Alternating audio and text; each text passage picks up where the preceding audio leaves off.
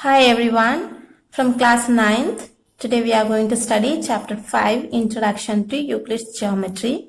Here exercise 5.1, question 1 we are going to study. Which of the following statements are true and which are false? Give reasons for your answers. So let's see the first statement and see whether it is true or false and the reason we must give.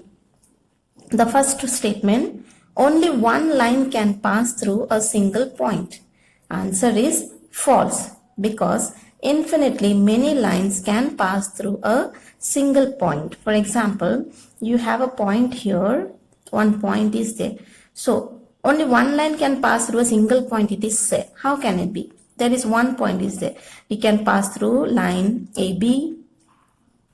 Then there can be another line passing through this point CD, or another line from this direction or from this direction. You see, infinite number of lines can pass through this point. So it is false. So because infinitely many lines can pass through a single point. So now the second one. There are an infinite number of lines which pass through two distinct points. This is also false because only a single line passes through two distinct points. So here we saw if there is one point, then there are infinite number of lines can pass through this point. But if there are 2 points, okay, so if there are 2 points, how many line through this 2 point, how many line can pass through?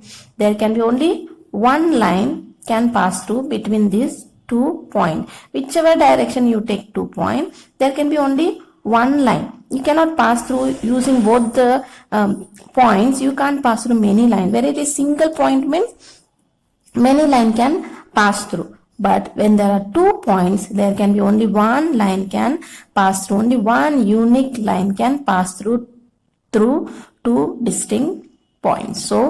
So there are an infinite number of lines which pass through two distinct points is false because only a single line pass through two distinct points.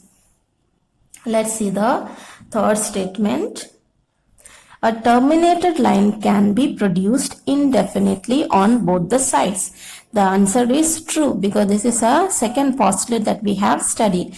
A terminated line can be produced indefinitely on both the sides. So this is a terminated line. So we have a terminated line. Now this can be produced indefinitely on both the sides. So this direction also you can extend this line.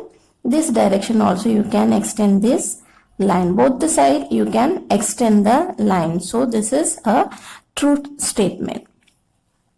Now let's see the fourth one.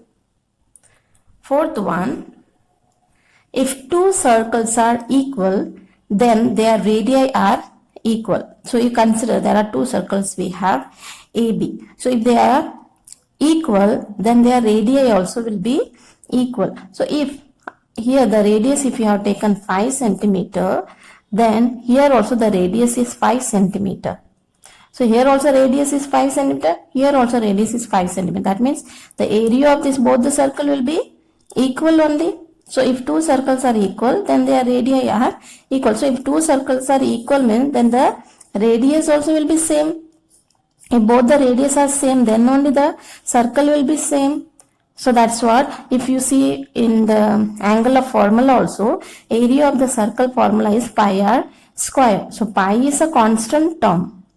It doesn't change. Pi remains the same. So area, it depends upon the radius of the circle. So if two areas of the circle you want to be same, then the radius also should be same. So if the radius is 5 centimeter of this circle and the radius is a 5 centimeter for another circle, then the area will be same only. So whichever direction you want to understand, you can understand. So if the radius is same, then the circle also will be same. If you say that both the circles are same or both the circles are equal, that means their radius are equal. So in plural we say radii. So there are two radius. So if the radii is equal, if the radii are equal, then the circle also will be equal to each other. So the statement is true.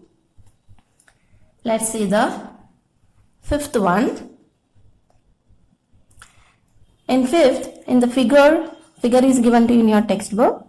If AB is equal to PQ and PQ is equal to XY, then AB is equal to XY. This is also one of the axiom that we have studied. So this statement also is true. You see, AB is equal to PQ. XY also is equal to PQ. So both the side you see PQ is there. So AB also is equal to PQ. XY also is equal to PQ. Then AB should be equal to XY. So that's what here say. AB is equal to PQ. Okay. Then PQ is equal to XY. Then can we say AB is equal to XY? Yes, it is true. So by the axiom that if two things are equal to third, then they are equal to each other. So these two things are equal to the third, meaning these two things are equal. You see, this also is equal to PQ. This is also equal to PQ. So that means they are equal to each other. Understand? So AB, these are two things equal to the third thing. Okay. So AB is equal to PQ. XY also is PQ. Then they are equal to each other. That's it. Thank you and God bless you.